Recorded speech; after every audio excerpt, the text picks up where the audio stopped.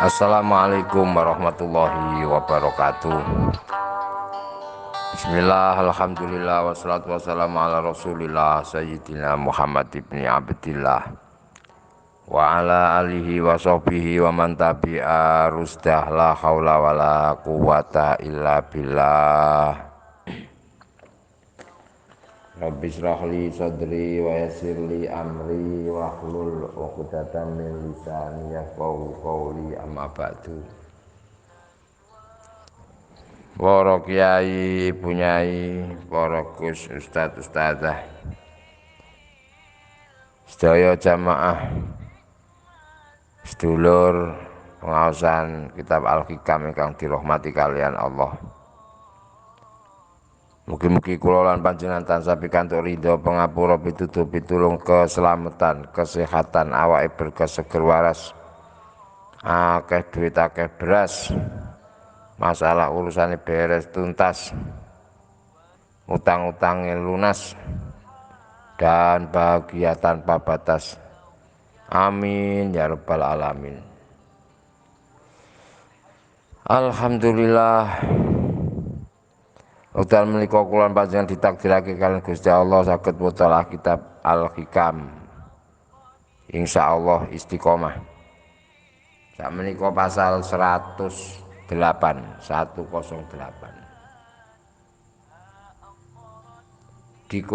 Dikuasai nafsu itu lebih berat daripada tersesat di jalan Allah. Loh kok ngono? Ya iya. Kalau nafsu sudah menguasai akal, menguasai hati, wes apa yang benar bisa jadi salah, apa yang salah bisa jadi benar. Akhirnya kita tidak punya pegangan, tidak punya pedoman, dan itu berlarut-larut sampai jauh dan akhirnya menjauhkan kita dari Allah.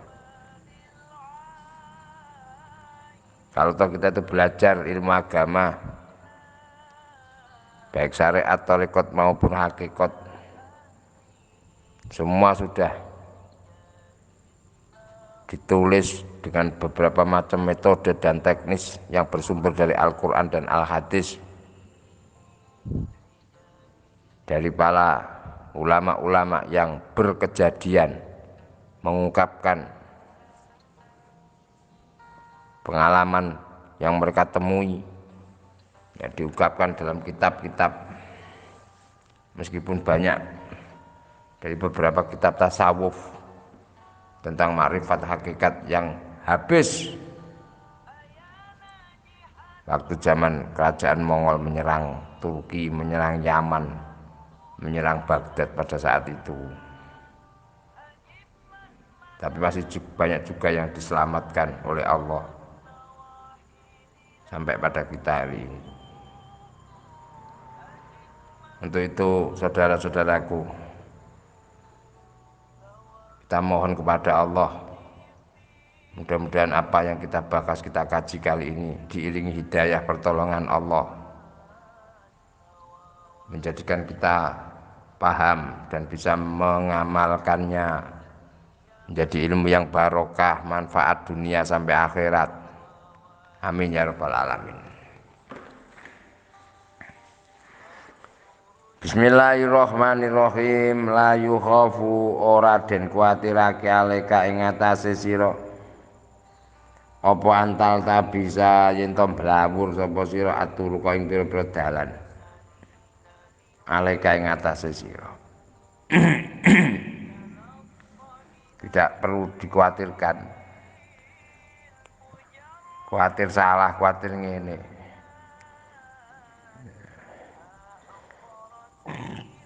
Anane salah iku supaya bener dikandani. Sing penting awake dhewe aja rumangsa iso.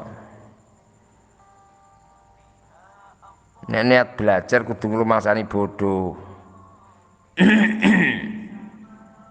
Nah ini kapan belajar njek pedoman karo panemune dhewe.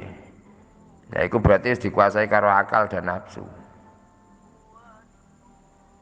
Kalau sudah dikuasai itu nafsu menang, ya kita nggak akan bisa berubah.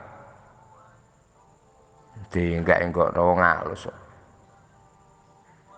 Wa inna ma yukhafu wa ing pestine den kuwatirake ale kang ngatasi sira apa min ghalabatil hawa saking oleh ngalahake hawa nafsu marang sira, mengalahkan akal dan keimananmu. Karena secara proses diri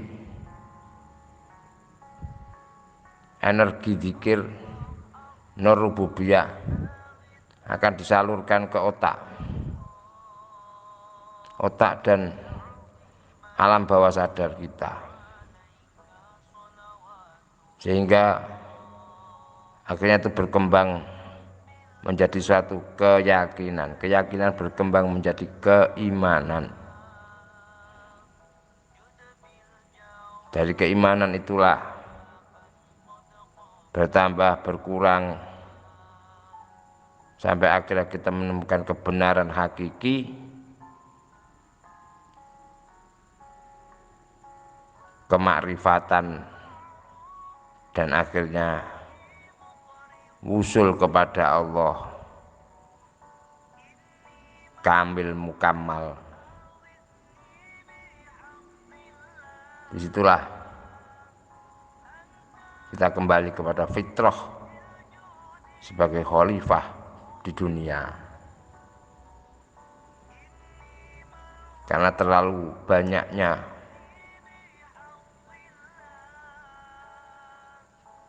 kejadian silih bergantinya keadaan yang kita lihat, kita dengar, sehingga kita sulit menemukan kebenaran yang hakiki. Nurani kita tertutup, mata hati kita buta, sehingga perlu proses untuk membukanya kembali sehingga berfungsi sebagaimana mestinya, sehingga naluriah kita yang berjalan. Naluri berjalan tanpa ada yang memaksa, tanpa ada yang menyuruh. Seperti lapar yang kita rasakan. Kita lapar nggak ada yang nyuruh. Lapar pergi juga nggak ada yang mengantar. Datang dengan sendirinya, pergi dengan sendirinya. Itu naluri. Bagaimana kita meningkatkan kualitas ibadah kita kepada Allah, tidak dengan dasar kehendak, tidak dasar rasa, tapi sudah naluri manusia. Naluri berkaitan dengan unsur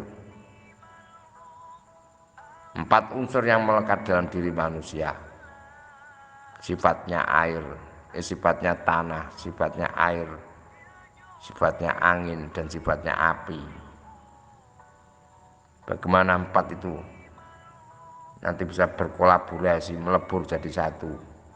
Ambil yang baik, tinggalkan yang jelek. Disitulah pedoman syariat.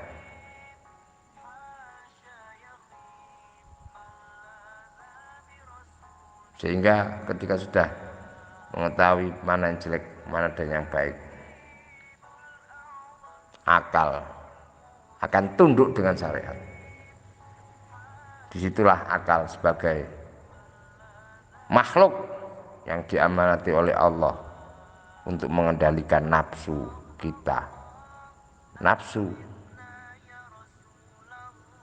amarah, nafsu lawamah, nafsu sofiyah atau mulhamah, dan nafsu mutmainnah.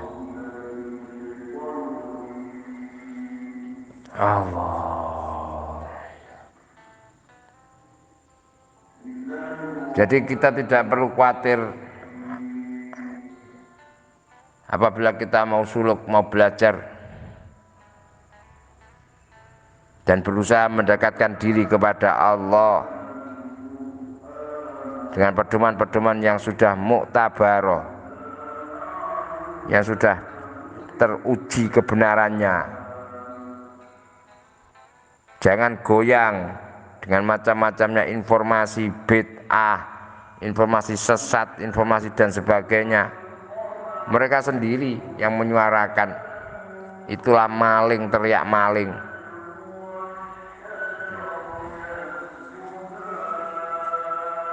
Tingkah lakunya tidak sesuai dengan apa yang mereka ucapkan. Meskipun amar ma'ruf nahi mungkar itu pun juga dengan bil hikmah wal mau'izatil hasanah. Tidak semata-mata semena-mena membenarkan apa yang menjadi pendapat. Itu bukan namanya kebenaran, tapi suatu pembenaran. Apa yang dibenarkan belum tentu benarnya. Jalan menuju Allah Subhanahu wa taala sudah sangat jelas dan terang. Manut ulama, manut kiai. Mau sing gak jelas-jelas dinut. Apalagi zaman sekarang, media sosial, informasi, teknologi sangat mendominasi, menjadikan orang-orang yang belum punya dasar, belum punya pedoman, mereka punya semangat untuk merubah diri menjadi lebih baik. Apa yang terjadi? Logikanya yang terlalu dipakai, padahal urusan agama banyak yang tidak mampu untuk dilogikakan. Analisa analog hanya sebatas suatu gambaran, tapi bukan itu kenyataan. Saudara-saudaraku, Allahumma shalli ala Muhammad. Kebenaran yang datang dari Allah, itulah panduan yang meniti kepada kita ke dalam jalan kebenaran yang harus dijadikan pegangan hidup. Allah menurunkan Al-Quran, mengutus para rasul sebagai bukti dalil-dalil yang nyata, di mana rasul itu diteruskan oleh para ulama ul amilin yang sudah jelas secara testimoninya, sudah jelas kemanfaatannya sampai mereka meninggal dunia. Meskipun jajah sudah dikebumikan, tapi mereka seakan-akan masih hidup. Kita lihat para wali songo yang ada, Mbah Sunan Ngampel, Sunan Giri, Malik Ibrahim, Sunan Derajat, Maulana Ishaq, Syekh Asmoro Kondi, Maulana Asmoro Kondi, dan seterusnya, Sunan Kalijogo, Sunan Muria, apa seperti dhuwur gunung, Cirebon, dan seterusnya. Mereka sudah puluhan tahun, bahkan ratusan tahun dikebumikan, tapi seakan-akan beliau-beliau itu masih hidup, masih bisa menghidupi, kayak sepertinya menghidupi orang-orang yang ada sekeliling. Coba di Sunan Muria, tidak ada makomnya Sunan Muria di sana, nggak ada orang jualan di situ. Ngapain? Sing mati iso ngkei dalan urip karo sing jek urip. Kita yang masih hidup, bagaimana dengan diri kita? Jadi aja khawatir sadung suluk dadak bengek, penting jelas anate, jelas keilmuane. Ngono. Yang penting dilakoni. Jangan sampai nafsu mengendalikan dan menguasai kita, menguasai akal dan keimanan kita, sehingga kita tidak akan sampai ke jalan kemakrifatan dan wusul kepada Allah, tidak akan menemukan kebenaran yang hakiki. Hidup, waktu selalu berjalan tanpa ada poin-poin kebenaran, yang kita bawa ketika kita sudah menghadap kepada Allah Subhanahu wa taala. Apa yang kita pertanggungjawabkan? Allahumma sholli ala Muhammad. Kesempatan kita kali ini marilah kita gunakan sebaik-baiknya. Kesempatan tidak datang dua kali, saudaraku. Masa yang sudah lewat tidak akan kembali lagi. Hari ini tidak akan kembali lagi. Dia akan terus berlalu sejalan dengan pergantian waktu. Untuk itu kajian ini mudah-mudahan membangunkan tidur kelalaian kita. Sudah cukup kita tidur, mari kita bangun dan bangkit. Tapi dalam sebuah kitab dijelaskan, ada seorang yang bertanya kepada Abi Qasim, ma balu ulama'i zamanina la yata'idun nas.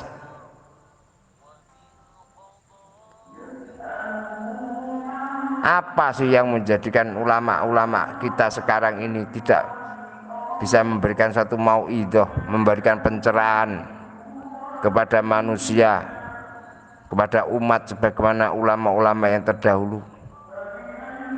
Apa jawab Abi Qasim? Kalau ulama zaman dulu yang mereka hadapi orang-orangnya sedang tidur, sudah selayaknya orang yang bangun bisa memberi arahan, membangunkan orang-orang yang masih tidur. Beda dengan zaman yang kita hadapi sekarang, saudaraku. Ulama-ulamanya tidur, sementara yang dibangunkan adalah orang-orang yang mati. Bagaimana orang tidur bisa membangunkan mati? Padahal an-naum akhul maut, tidur itu dulure mati. Padha dene. Untuk itu dalam majelis ini, dalam persaudaraan di grup ini, mudah-mudahan Allah memberi anugerah pertolongan kepada kita, memberikan hidayah kepada kita, saling sharing, bersilaturahmi, meskipun jauh di mata, dekat di doa, jauh di mata, dekat di WA. Rabbi fa'anfa'na bi barakatihim wa dinal husna bi hurmatihim wa amitna fi tariqatihim wa muafatihim minal fitani. Kiranya itu yang bisa saya sampaikan, kurang lebihnya mohon maaf. Wassalamualaikum warahmatullahi wabarakatuh.